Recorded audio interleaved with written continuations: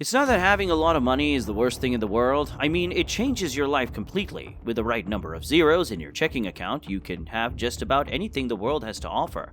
Cars, the most expensive sports car, the biggest house, you make sure that money is never an issue.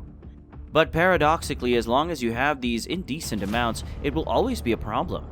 Today we're going to talk about the dark side of money. Before we get started, I invite you to subscribe to the channel, like the video, and turn on notifications so you don't miss any videos. Now let's get started. When people are told that money changes their lives, they often focus on things they can buy or do because of money.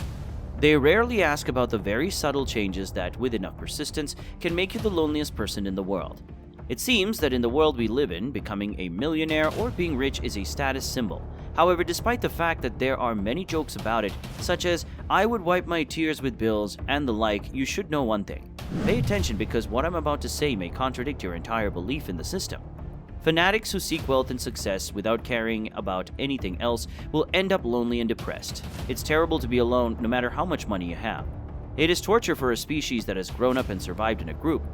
Not for nothing is isolation considered a cruel form of punishment in prisons, both physically because of the space and mentally because of the loneliness. It should not be forgotten that isolation at this level is considered a form of torture.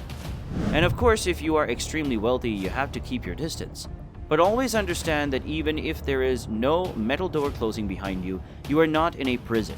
Still, some people can create these same prisons in their minds.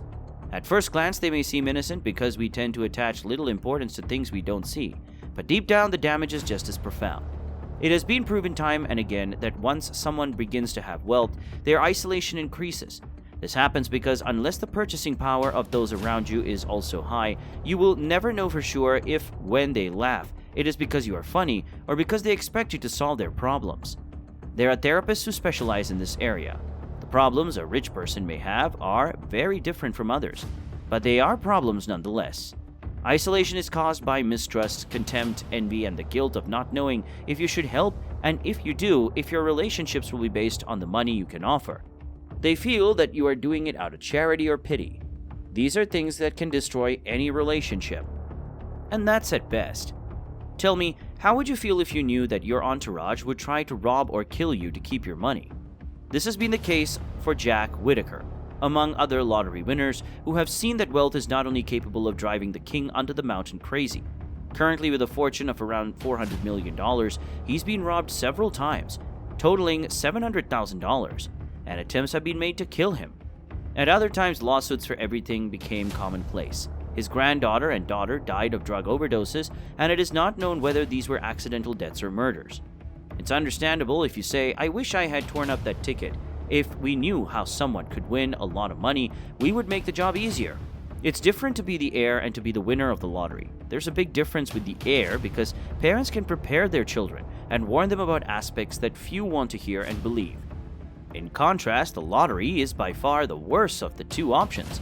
While the heir has time to learn how to deal with those dark friendships, the lottery winner becomes a multimillionaire overnight, and those around him will never be the same. I don't know if you knew this, but in many places, if you win the lottery, you are advised to seek counseling, not to know how to invest it. That's already your problem. But to learn to accept the change in lifestyle and the negative aspects of having a lot of wealth. It's also about how it will change your view of your friendships and how it will suck you into the darkness and make you feel alone. But this is ignored. The frenzy is so great that most people don't care. At this point, everyone laughs and celebrates, and most choose not to seek counseling but end up regretting it. Sure, when the random encounters on the street are alarming, or the phone calls offer great business opportunities, and the requests to invest your money never stop, not to mention those like, "Please, my son is dying, help us." Evelyn Adams made about $5 million and lost it all because every time someone asked her for money, she gave it to them. She didn't know how to say no, all for the sake of not losing the friendship she was losing anyway. A simple solution that many people use is to hide it, which partially solves the problem. If no one knows how much money you have, you can't get into that situation, but you solve one problem at the cost of creating new ones. Think about it. What kind of relationship can you have if you have to be afraid of being found out and always keep secrets? And on top of that, even if they don't know, or even if you do know, your relationships become artificial. With nothing to really share, it wouldn't be long before you drifted apart. It's an option, but it doesn't work in the long run. And of course, you have to be able to hide it. First of all, don't be a public figure. This solves most of the internal conflicts. You wouldn't be caught in the loop about whether it's about the money or about you. You could enjoy the company, and as I said, it solves most of the problems. However, one very specific detail remains. Once your environment has a luxurious standard of living, it can be stressed to keep up, even if you have similar wealth. In the book Richistan, it is analyzed how the rich surround themselves with rich people and try to maintain this friendship, which costs them a lot of money. At this point, it's already considered an investment to spend money on a private jet, expensive clothes and restaurants you don't even like, but it's necessary if you want to maintain the standard of living and those relationships. It's important to understand that no matter how much money you have, spending it in large amounts is just as stressful. For one thing, it's difficult to find people who are similar to you, and this difficulty increases the more money you have. This is where John B. Calhoun's rat and mouse experiment comes in. In it, we can observe how a perfect environment without worries destroys the sense of survival.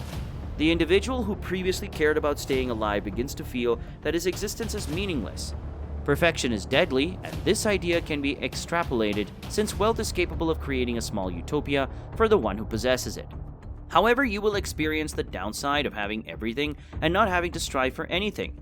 With a sufficient amount of money, you will stop experiencing the basic joys of being alive. The accumulation of wealth is not a substitute for personal fulfillment, although it is believed that it is possible with the right means. Changing this perception is very difficult unless you have the fortune to experience it for yourself. Now you will understand why many millionaires and philanthropists are dedicated their lives to helping others or seek alternatives to justify their existence. Having a purpose is vital because the brain does not accept the idea of doing nothing. Living for the sake of living, simply because death is not the best option, is unsatisfying. This is also a common problem among lottery winners. Many of them live in luxury, quit their jobs, and do what they have always wanted to do. However, as soon as they complete their wish list, they're faced with boredom. And what do people do when they are bored? Most of the time, they turn to alcohol and drugs. As I mentioned before, those who see this coming and deal with it sooner or later avoid being consumed by the situation because the important thing is to have a purpose. That's it for today's video. If you enjoyed it, don't forget to like it and subscribe to the channel. Also, be sure to turn on the notification bell so you don't miss any new videos. See you next time.